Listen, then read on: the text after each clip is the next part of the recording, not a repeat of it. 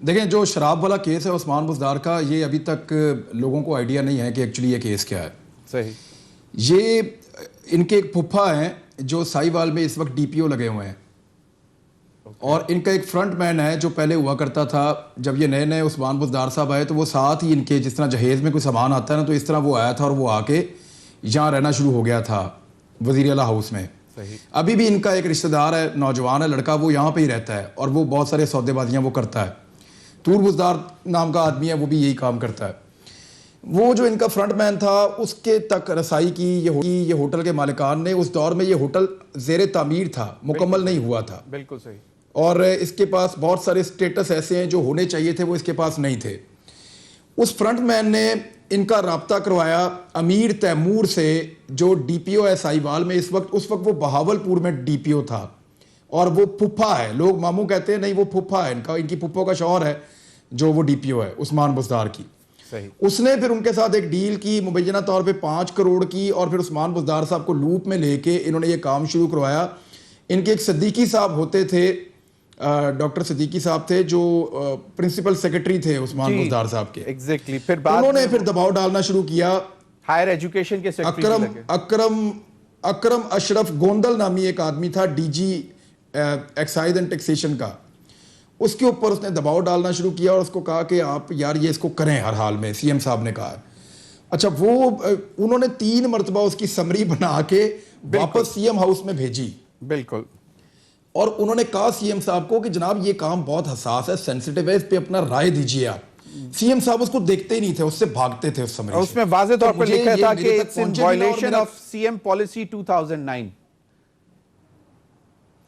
अच्छा, 2009 में CM policy एक इसकी वायलेशन थी। दूसरा 2018 के अंदर इसी सीएम ने एक पॉलिसी, एक नोटिफिकेशन जारी किया था जिसके मुताबिक तमाम हसास नौयत के मामलात और ऐसे मामलात जिन पे कुछ शक व शुबे की गुंजाइश हो, वो सीएम को पहले भिजवाए जाएंगे नोटिफिकेशन की सूरत में, उससे पहले।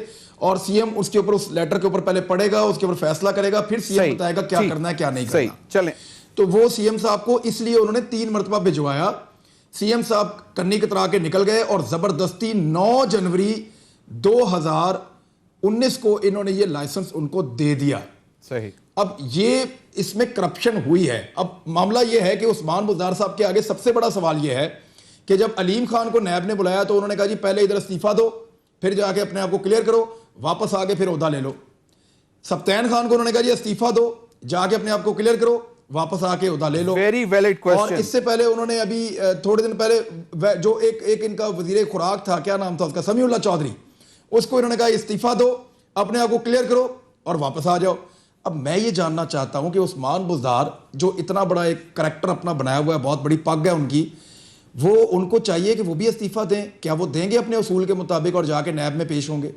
सही। चलें, अब जरा चौधरी बरादरान की सूरत हाल पे भी थोड़ा सा ब्रीफ कर दें, क्योंकि आप पंजाब में बैठे हुए हैं, ताकि फिर I move on to my other guest.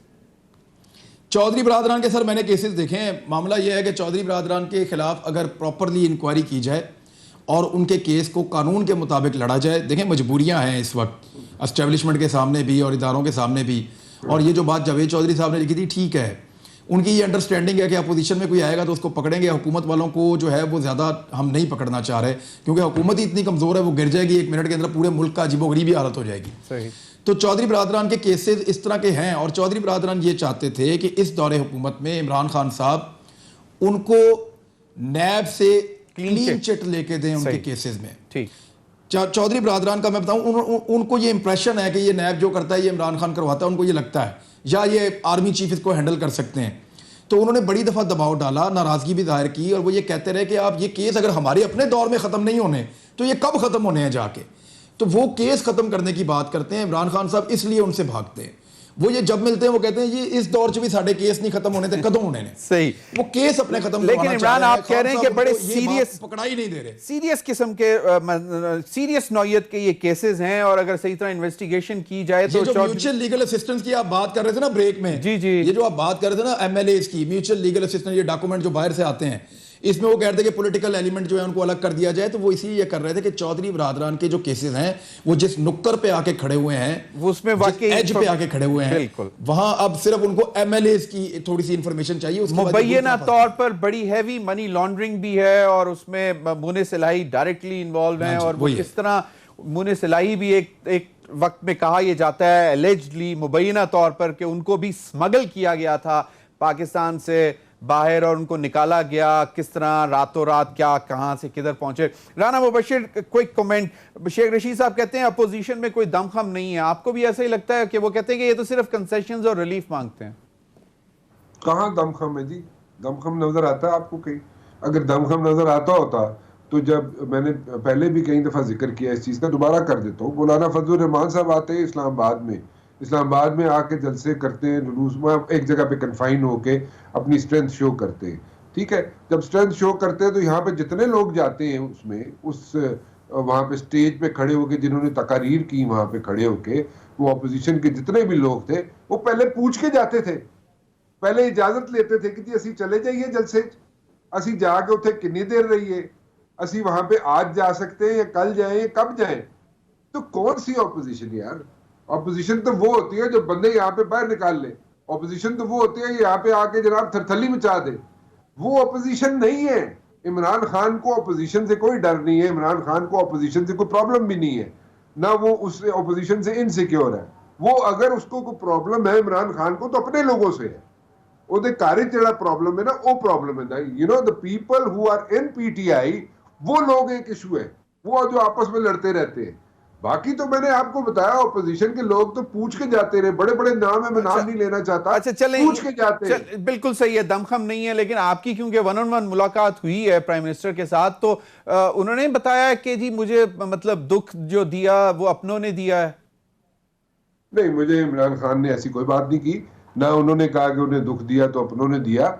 ये हुण तुसी इत्थे गाना ना शुरू कर दियो ना। नहीं मैं पूछ रहा हूं, मतलब आपने कहा ना कि जी मतलब परेशान इमरान खान साहब प्राइम मिनिस्टर अपने ही पीटीआई के लोगों से हैं, तो इस नौइयत से मैं देखिए, ये तो बिल्कुल इस पे कोई रॉकेट साइंस नहीं है, आपके सामने है। यहाँ पे पीटीआई के अंदर जो गुजरा है वो एक दूसरे से लड़ते रहते हैं, कोई बीच में छुड़वाने वाला ना हो। तो यहाँ पे जनाब आपके सामने फैसल वाडा हो और या इसके साथ और जो लोग हो, मतलब वो शाह महमूद कुरैशी, आपके सामने इंसिडेंट हुए हैं यहाँ पे।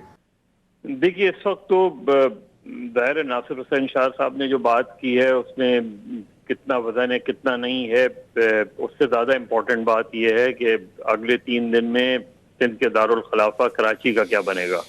क्योंकि जो बारिशें आज शुरू हुई हैं वो तो अब बहुत मजबूत हाथों में नहीं आ गया, एनडीएमए, फौज और कराची। मेरे भाई कराची हमेशा से मेयर के पास तो 34% कराची रहा है। कराची बाकी तो उन्हीं के पास है, और वो आज से नहीं है, शुरू से है, 60s से है। तो फिर क्यों परेशान है कि कराची का क्या बनेगा? तो कराची तो 34% मेयर के पास होता है, वो डिस्ट्रॉय हो जाता है, वो खत्म हो जाता है, उसमें पैसे खा लिए जाते हैं। कराची को तो छोड़ें, एक अलग सब्जेक्ट है।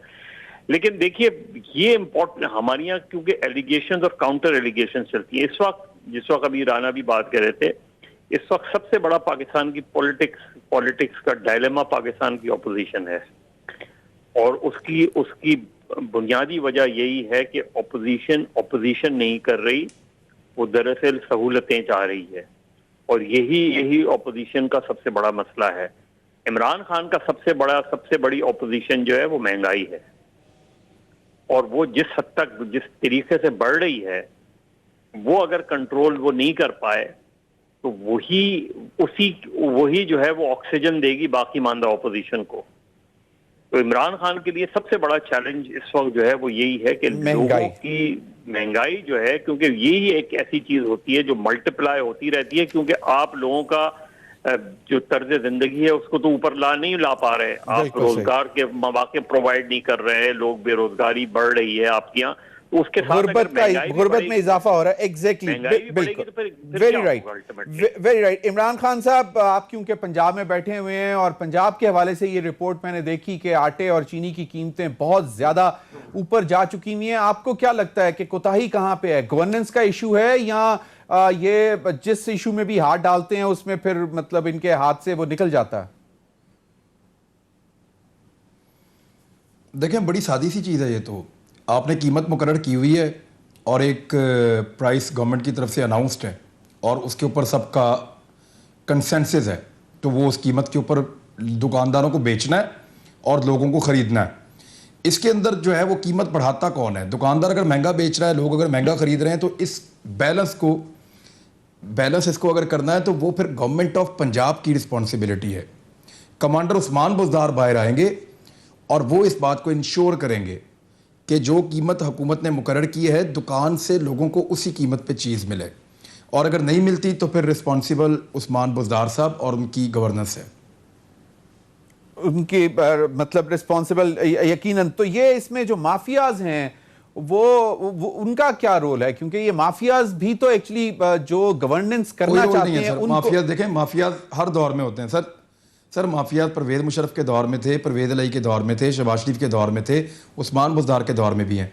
देखना आपने ये है कि आपने माफिया से दिहाड़ियां लगानी है या आपने माफियाज को काबू करना है। सही, डिपेंड करता है ना कि आपकी पॉलिसी क्या है। Exactly. अगर तो आप माफिया के साथ मिल गए हैं तो वो चीजें अपनी कीमत पे बेचेंगे। सही। अगर आप माफिया के सामने खड़े हो गए हैं तो फिर चीजें उस कीमत पे बिकेंगी जो हुकूमत ने मुकर्रर की। सही। राना मुबशिर, एक तो इस पे भी कमेंट कर दें, और दूसरा ये कि मरियम साहिबा को 11 अगस्त में तलब कर लिया है। 200 एकड़ अराजी का मामला है।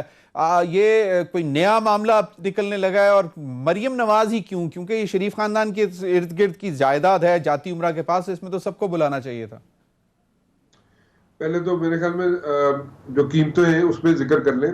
आई agree with Imran is absolutely right कि कमांडर बुज़दार को बाहर निकलना पड़ेगा। अगर वो निकल नहीं सकता तो उसकी जो अंदर उसके नीचे जो इदारे हैं, वो इदारे उनको चाहिए कि वो बाहर उनको निकाले, और अगर वो भी काम नहीं कर सकते तो मेरे ख्याल में फिर बुज़दार साहब जाके ना तो फिर कोई और ही काम करें। मज़हर अब्बास साहब ने कहा कि सबसे बड़ा चैलेंज इमरान खान के लिए महंगाई है।